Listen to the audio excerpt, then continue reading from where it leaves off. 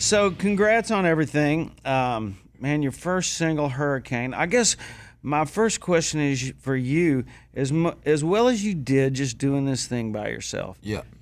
What's changed now that you got a record label? Well, the schedule is a little bit more regimented, obviously.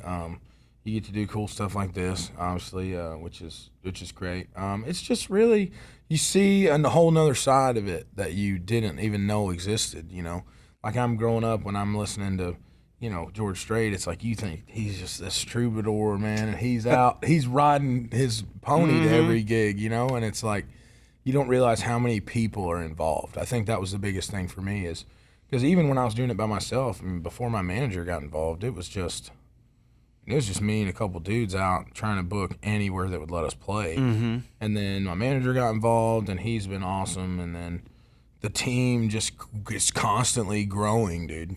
Not really ever evolving, but constantly just growing, like adding new pieces of the puzzle that you didn't even know you needed, kind of thing. Is I think the biggest challenge for me. It's really fun to hear you say, get to do cool stuff like this, because I always kind of enjoyed the business of it, and that people cared enough about my career. I guess maybe I've never gotten that jaded. That's why I'm still here doing it. Absolutely, man. And that's my thing is I view it as there's so many people, man, who would either of us, dude. There's people who'd kill to be you, and there's people who'd kill to be me, man. And I know that, I know that right now I'm lucky enough to be in the spotlight and have a couple hits, that I've strung together right now, and I want to keep that going, man. I like playing music for people, and I like when people are excited to hear me play music, you know? And, if I don't do stuff like this and make it fun, I don't want someone to watch us have an interview and go, God, I didn't even want to be there, That's just, we're so lucky, man. I could be out swinging a hammer, dude, and that's I think about that all the time. How good I got it, man. I got a nice tour bus that's got air conditioning, and I used to drive around in a 2000 Dodge Neon by myself and play acoustic shows. So I can appreciate having a green room and somewhere to sleep and someone going out and buying me food and all that. It's that's awesome, dude. I'm super appreciative of that. It's kind of what we dream of when we're learning to tune our guitars, Yeah, and I was telling somebody earlier, you just never think, I think when everyone moves to town, they have this thought of what they could potentially do and how they could potentially do it, but I don't think anyone ever really believes it's going to come to fruition, and then it does, and you're like, wow, man, this is crazy, sitting down with Kix Brooks, I don't know if anybody's looking in there, but this is going on right now, I get to do that stuff, man, that's awesome. People ask me the same kind of thing. It's did you ever think something like this would happen, as far as having a big career? I said, you dream about it all the time. Yeah. It's something that you lay in bed at night and you see yourself up on that stage all the time. Sure. Yeah. But the reality of it seems so far out of reach. Far-fetched almost. It's almost like it's not, it's unattainable. And then you get it and it's whoa.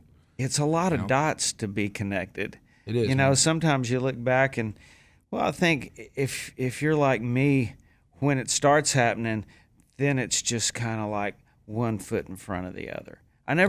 Ronnie and I never spent too much time celebrating. So, it's always it feels like it's a finality in some way or something, It's no, we're not ready to celebrate yet. Yeah, we're still working here. Yeah, let's keep. How do we keep this thing going, man? And I've probably got the coolest Brooks and Dunn hat collection. Oh, ever. seriously? If it's been on eBay in the last 5 years, it's at my house, man. We'll get you therapy, man. You'll be okay. No, I've got them all, man. I got the lightning bolts, dude. I've got it all, man. And that was what I tried to do, with this tour we're on now, is I went on eBay and was I need to get some cool hats, dude. And so I wanted to have a different, old hat, dude, a 90s country hat every night. So I'm still trying to it's hard. They're hard to find, dude. Cool. Hard to find, but I've got a lot so far, and I only wear them once, and then I retire them. somebody sent me a link of you singing Brand New Man, which Dude, we that do it was every cool. night. Oh, We do it really? every night, man. Yeah. That's really neat. Makes me feel good. It's awesome, man. Dude, we love doing that. We do this killer 3-part harmony on it. It's super fun. Fun. I might have told you that when I saw you at the Ryman. Yeah. But it was the first song we ever wrote too. You know, we'd known each other. Really? We met on Tuesday, and Dubois, we told him, it didn't make any sense to be a duo. It was what he was pitching because he'd already signed Alan Jackson. He said, look, you're both songwriters. Just go see if you can write something, So we booked a writing date on Thursday and Friday that week, and we wrote Brand New Man and Next Broken Heart on Thursday and Friday. That's so We demoed them up over a tree and took them to Tim, and he's like, you got to do this. And Ronnie and I the whole thing blew up so fast. We had booked we had 4 number ones that first year, and he had already written Neon Moon and Boot Scoot, so that was our 3rd and 4th singles. Tim thought Boot Scoot was too rock, but wow. by 4th single, we really didn't care. Yeah, at that point, you're like, whatever, man. I know, but back then, singles happened fast, 12-week number ones, and you're on to the next one in a hurry. But we had booked clubs. We did like 230 shows or something, but it was all clubs, and some small ones, some pretty good sized ones. And I was seeing somewhere where, you just sold out with the first sellout in Cody Joe's, yeah. Cody Joe's. First pre-sellout ever, and we sold out 2 nights. That's cool. It's crazy, man. Yeah.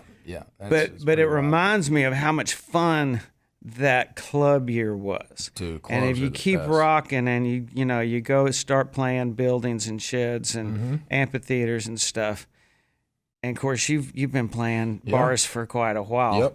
Yep. You'll look back on those real affectionately, and probably I remember when we did the first Neon Circus with Toby and Montgomery Gentry and Keith Urban. When we got off stage, first thing we did was find out what club was in the area we could go play at. That's awesome. Yes, man. Every night. So that's fun. You're doing that, and I think this is gonna be a year that you'll want to tuck away and keep close to your heart. Definitely, man. And those it was so great because we kicked off the tour at the Roxy in LA. Which is like this super famous rock club, and it's tiny, dude. Like it's, I mean, it says it holds 500, but 500 in there it's pushing it, dude. And we had been out doing, like you said, amphitheaters and sheds and arenas for the last 7 months. And so when we got up on stage, and I'm like, here's this guy, he's right here, man. And I was like, this is what it's about, man. This is fun, dude. Getting up there and throwing beer on people, and I missed that so kind much. Of a Tootsie's gig. Yeah, and so it was fun to get to go back and do that. And so the rest of these shows have just been great because it's so in your face, and everybody's there and they want to be there and you want to be there, and it's just like they're there to see you, man.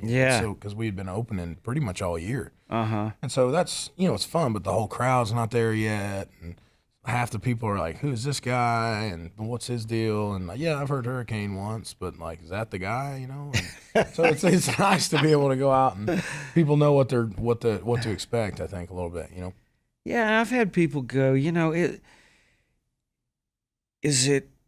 so intimate playing in bars and whatever. Do you miss that playing in coliseums? And I'm like, no, honestly, when I was first playing in bars, people, you're the maybe third thing they're there for. They're there to go party, whatever.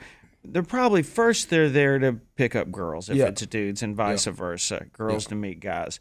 Second, they're there to get drunk or party or whatever like that. Sometimes and you're third eat. Yeah. And then sometimes you're fourth, Or they eat. Right. Yeah. And you are music, and they may come, they know who you are, but it's like you're very rarely the main attraction in a bar.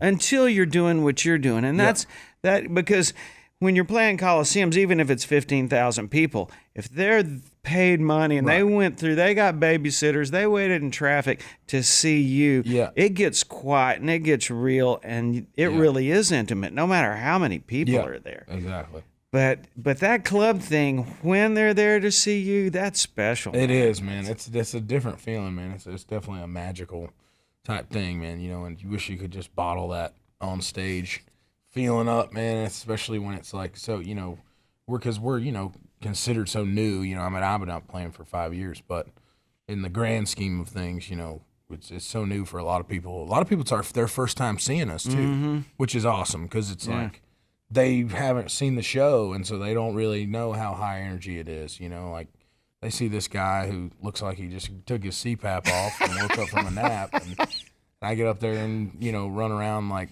Eddie Vedder, you know, Red Hot Chili Peppers or something. And so it's fun to kind of see, like, people are like, oh, this is not what I was expecting, you know, but in a good way, you know. At least I hope. At least I hope. Yeah. When it rains, it pours. So you obviously took a good positive slant on an old cliche. Yes. Do people always get it? Yeah, I think they do. I haven't run into anybody who was like, what does that mean, you know? And luckily, I'm glad that it's that way, because I think we could have easily missed hitting the nail on the head with that one. But yeah, I'd heard that saying growing up, you know, ever since I was, you know, a little kid, and it's just, how has there never been a song that's at least a hit, a song that was named this? And so I went and brought it to my buddies, and one of them said, man, this sounds really depressing, you know? And I'm like, well, it is. That's the whole thing. And they were like, well, let's make it fun, you know? Why can't we make it fun? And so we did, and man, that was one of the funnest writes, man. I'll never forget that write. It was so much fun, dude, writing that thing. Did you have aspirations right off from North Carolina to get into Nashville, or did you care about Nashville? I did, yeah. I came here a couple times. I recorded 2 EPs while I was still in college, living in North Carolina. So I had come here and, you know, played some different writers rounds and met some friends and stuff. And so I knew the first time I came here, I was like, man, I got to get here at some point. Like, I don't know how I'm going to get here because I'm still in college and I'm broke, but I got to get here at some point, you know, because everybody that's doing what I'm doing is here. And that's, you know, where I want to be and how I want to do stuff. And so, yeah, I guess it was 2014, just the late 2014, my lease was running out and I was still living in Boone. I wasn't in school anymore. I wasn't working 2 jobs anymore, but I was still playing 2-3 nights a week, and I didn't even have any roommates, and so I was just kind of like, man, this sucks, dude, you know, like, so my lease ran out, and it was like, it's time to go, you know, and I had a girl I was dating back there at the time, and she was like, well, let's go, you know, let's go to Nashville, and so she really did, like, push me to go out there and stuff, and that didn't work out, but I honestly wouldn't be here if she wouldn't have just, like, forced me essentially to move out here, because I had, like, cold feet about it, you know. I was like, well, I'm making $500 a week doing this here, and that's pretty good. And what if I go there and it doesn't work? But yeah, man, so now it's a whole different game. There's tipping points like that. It was the same for me. I was playing in New Orleans. I'd had 72 nights in a row down there, but I was sharing this house with a buddy of mine from Louisiana, and in his lease, he wasn't supposed to have a roommate. And basically, I'd moved my bed into his living room. You know, he had the bedroom, and the landlady found out. She's like, "You got to go." And I'm like, "Man, I'm freaking worn out." You know, and I had Jody Williams. You know, Jody works at BMI. Jody and I were roommates at boarding school. Really? Yeah, and up at Sewanee, Tennessee, and so Jody he was working for Charlie Daniels at the time, and had tried to convince me to come write songs for his publishing company, and I just said, man, I got to go to New Orleans. Being from Louisiana, I just wanted to see if I could cut it down there, but I proved my point to myself, and I was getting kicked out of the house, and those are those moments. It's like, hell, I'm going to Nashville. Yeah, why not, man? Yeah, that was kind of the thing. It was either, I felt like I had reached some kind of glass ceiling doing what I was doing in North Carolina, and, you know, it was time to come out and write some songs with some. It was nice to, like, write some songs. I'm like, wow, these people, like, they get it, you know, like, we're like, because I was writing songs with my buddies, and, you know, I put some of those songs out. I mean, those were good too. Yeah. It was a whole different game up here, dude. You know, you're writing songs for a living. It's a lot different than just writing them for your friends. It doesn't mean they're better or worse or anything. Yeah. I mean, because I wrote, when I moved here, I didn't have a booking deal. I didn't play any shows, you know, I didn't have publishing deals. So it was like, just wake up, write with people, you know. I mean, I did that for 7 or 8 months, and the attitude was, you know, hey, man, you know Tom Douglas is writing today too, and like, Yep. if you want to be the best song written today, like you got to bring it. Yep. You know, because there's all these. Casey Beathard's writing today too, and like he's turning a song into his publisher too. You know, so that was kind of the idea, is that every day, dude, the best writers in the world are writing here every day, and if you're gonna beat that out, man, you gotta stay on it. Whether you're beating it out or not, you're getting it done, man. Hey, getting it done either way, right? No kidding. Working. Congrats, and you're cutting your own road. So, man, I'm proud of you. Thanks, Congratulations. buddy. Appreciate that. Man. Thanks for coming Hey, in. of course, buddy. Enjoy Good deal. Yep.